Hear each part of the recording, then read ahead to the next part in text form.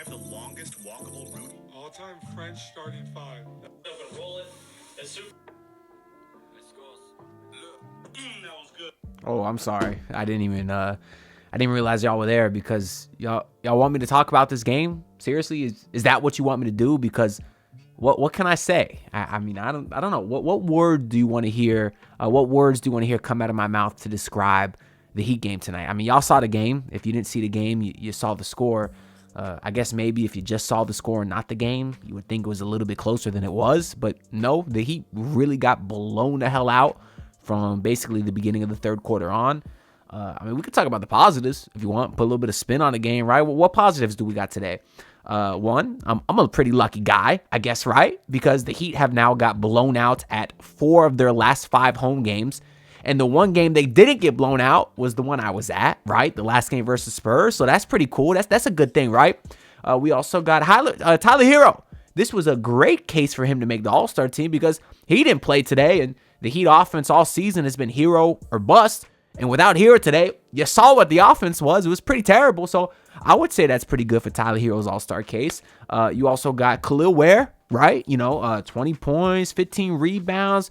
Once again, took the most shots on the team for the second game in a row. I don't know how I feel about that. But hey, he put up good numbers, I threw a little bit of money on the anonymous player prop betting app that don't sponsor me, so I will not say their name. Put a little bread on Khalil Ware to win Rookie of the Year. He was at plus 3,000. I like those odds. Numbers like today help my case. If you want to look at the fake comeback as a positive, Pelle Larsson, he had 10 points in that fourth quarter. Finally, he does something. They draft him at his older age because he should be a ready-to-play now rookie. We saw him earlier this season, then never again. So yeah, he hit some buckets late. Now, he did miss a layup that would have cut the deficit to 5, and then Anthony Simons had an and one on the other end.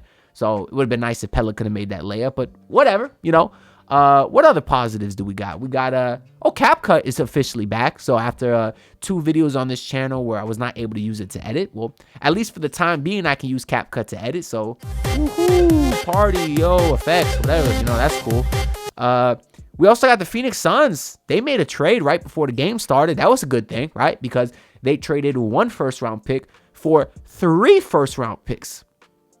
I don't quite understand the logic behind that, but I guess it's something to do with them unlocking other picks because of the Stepien rule, because they basically sent out their 2031 pick, which is at a later date, and they were able to get 3 first-round picks back, I think, from the Utah Jazz, even though all those picks aren't the Jazz's. Some of them are Minnesota's because of the Gobert trade.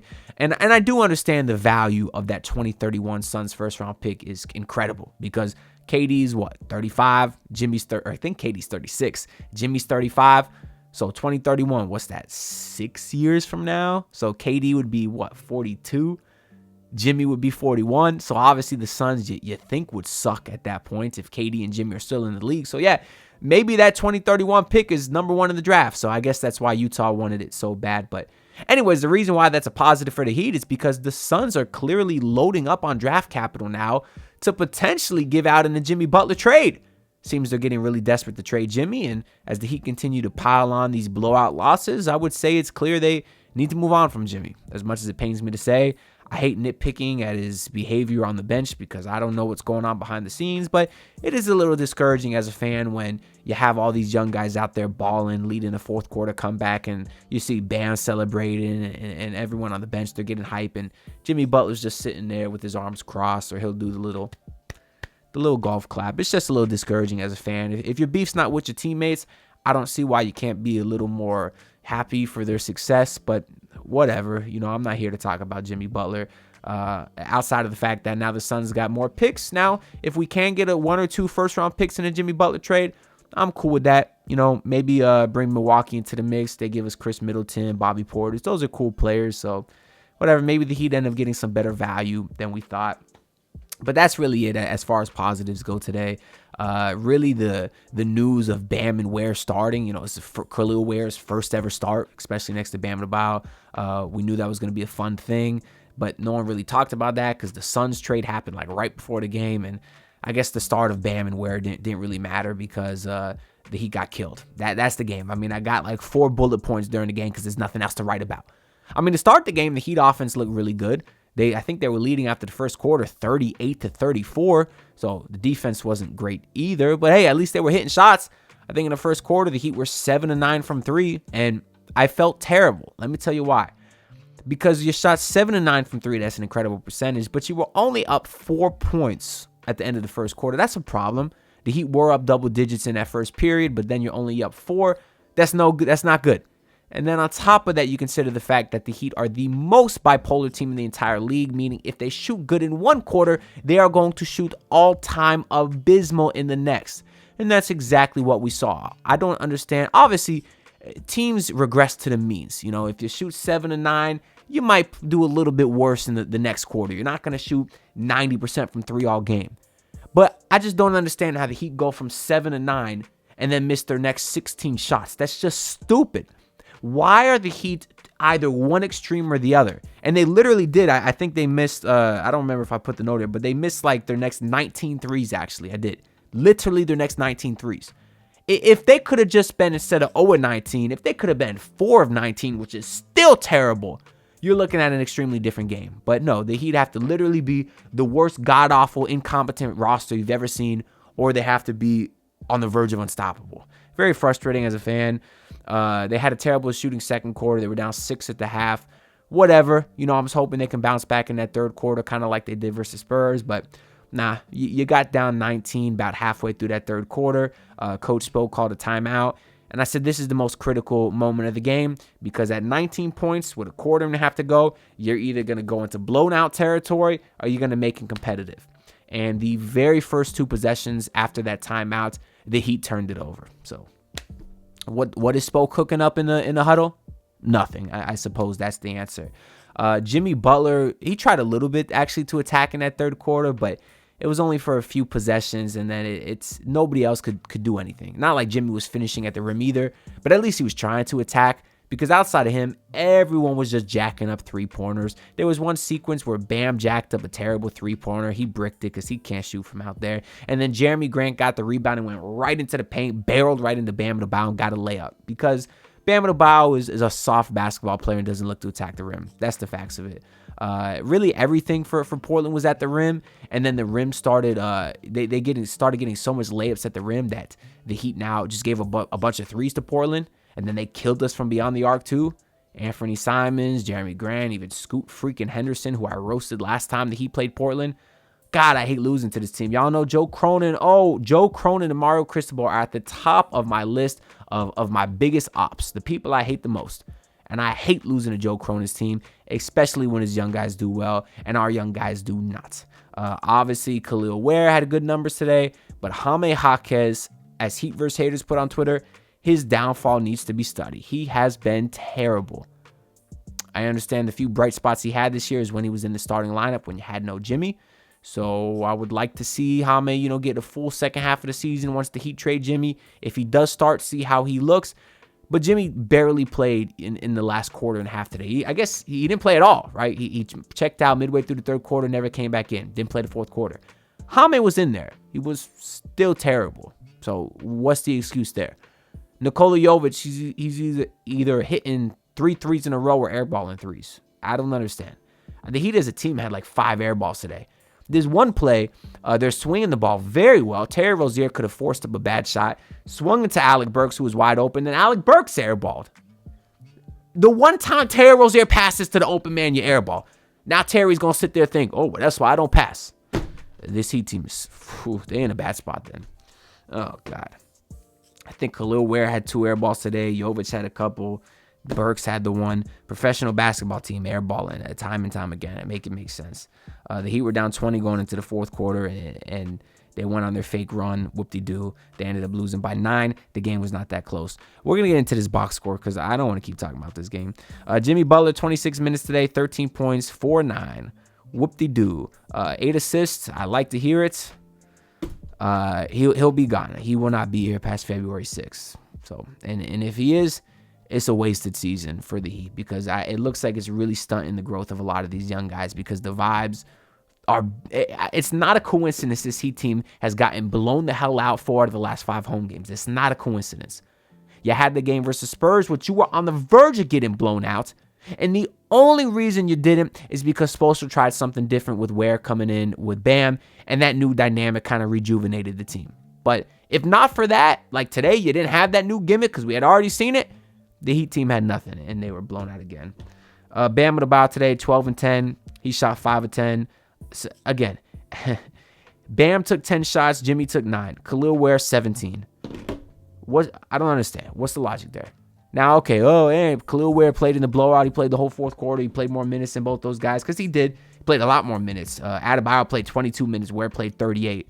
But it's not like when those guys were both in the game together, Bam was still taking more shots. No, Ware, just like the Spurs, they were actively looking for Ware, which I like. But there's a fine line between actively trying to get Ware involved and making him the center point of your offense. They were even doing that today early in the game. Bam had his mid-range shot going a little bit. He hit a few, but then they don't go to it no more. Bam don't look to attack. They're looking for Khalil Ware every play. I like Khalil Ware, but let's not run the offense through him. Damn. You got $60 million Bam Adebayo, $50 million Jimmy while he's still here. I don't know. But shout out to Khalil Ware, though. 20 points, 15 rebounds, couple of blocks. Great stat line. 8 of 17, 2 of 6 from 3. So not ultra efficient there. But, I mean, I love what the young kid's been doing. He's got me excited. The defense wasn't great today, especially when you look at Ayton's numbers, 22 and 15 for Ayton.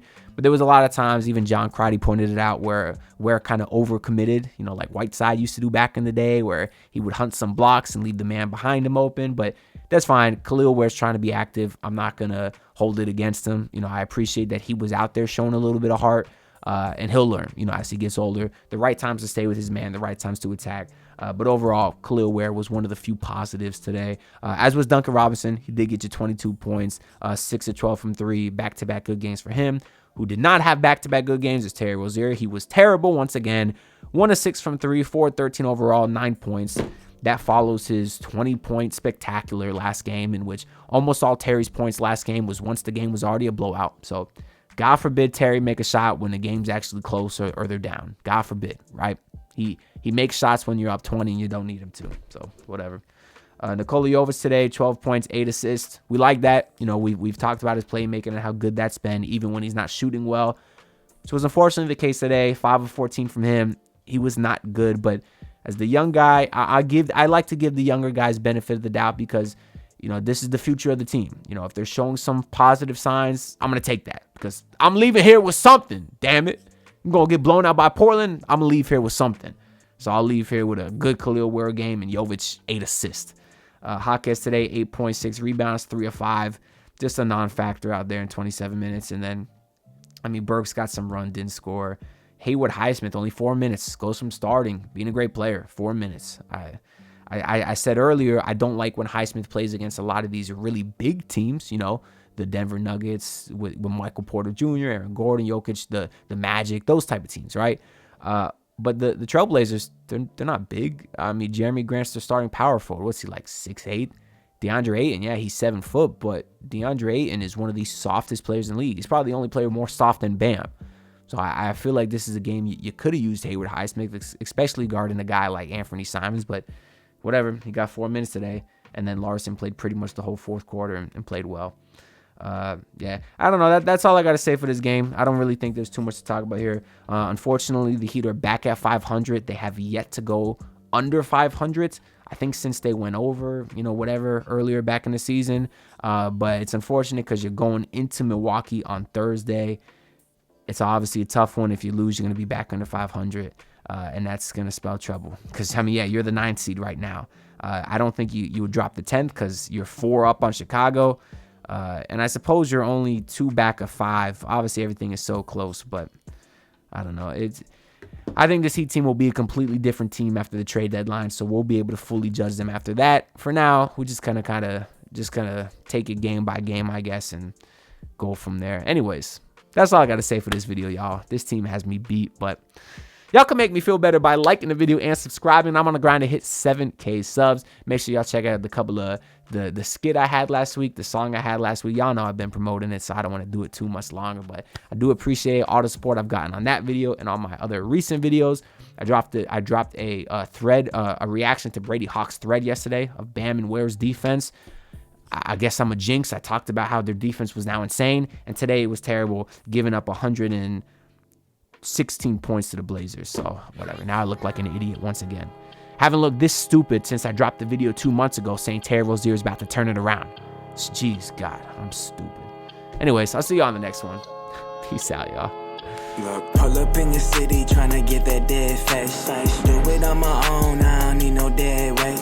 Had to kill him off, yeah, I need a head space. You know this homegrown bitch don't offend me.